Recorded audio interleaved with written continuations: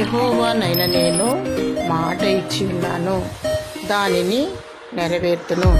యెహెజ్కేలు 36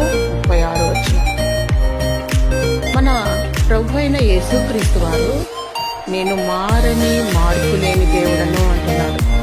నీ సమస్య ఎలాంటిదైనా సరే పరిష్కారం ఇచ్చేవాడు. అధైర్యపడకు, కనిపెట్టు. మాట ఇచ్చిన దేవుడు తన వాగ్దానములను